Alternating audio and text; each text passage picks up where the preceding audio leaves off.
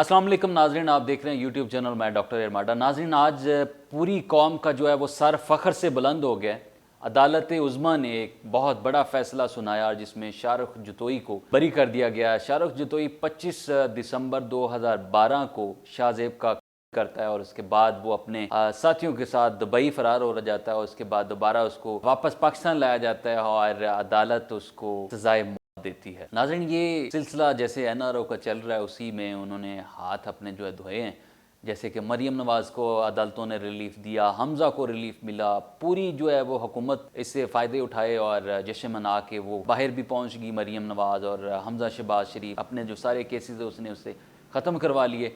अब बारी रह जाती थी नवाज़ शरीफ की, वतन वापस तो आ नहीं सकते थे और लंदन में बैठ के बड़ी बड़ी प्रेस कॉन्फ्रेंसेस की, उस पर पाबंदी थी और पाबंदी भी हटाएगी। नैब के कानून के अंदर तरमीम की गई। ये जो हालात हैं पाकिस्तान के, इससे जो है पूरी पाकिस्तानी कौम जो है वो शर्मिंदा है कि पाकिस्तान में अदालती निज़ाम किस किस्म का है। मुझे एक शेर याद आ रहा है जिसमें वो कहता है कि करो ख़त्म झगड़ा, नशा अपना अपना, खुद ही अपनी अपनी, खुदा अपना अपना। कि अदालतें तो हैं लेकिन अदालतें इंसाफ नहीं देती। हम जाएं तो कहाँ जाएं। ये अदालतें सिर्फ़ और सिर्फ जो है अलीट्स के लिए हैं। अलीट्स अपने फ़ैसले खुद करवाती है। शाहरुख जतोई जिसने किया और उसको फांसी की सज़ा हुई और आज वो दोबारा बाहर आ गया जेल से और उसको आज़ादी है। तो नाज़रीन, अगर ये सिलसिला चलता रहा तो कोई भी ऐसा शरीफ पाकिस्तानी यहाँ पे नहीं रहने को तरजीह देगा, वो बाहर जाएगा किसी और मुल्क में। और फिर कहा जाता है जी पाकिस्तानी कौम जो है वो मुहब्बे वतन नहीं है।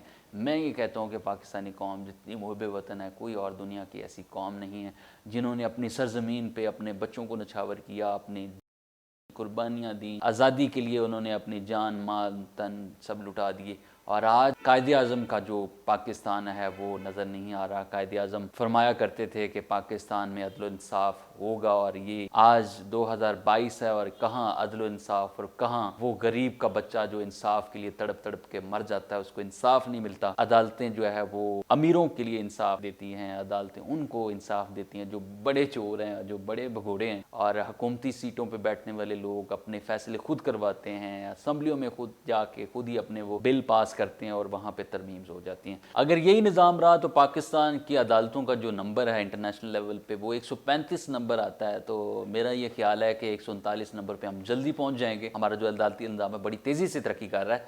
139 नंबर पे पहुंचने की जल्द से जल्द हम तवक्को करते हैं। 35 पे पहले पहुंच चुके हैं और ये 4 जो है ना वो डिजिट्स का फ़र्क है और इंशाल्लाह हम 139 का जो फिगर है वो अबूर करें। मौलाना रूमी फरमाते हैं कि मैंने बहुत सारे इंसान देखे हैं कि जिनके बदन पर लिबास नहीं होता और बहुत सारे लिबास देखे हैं कि जिनमें इंसान नहीं होता।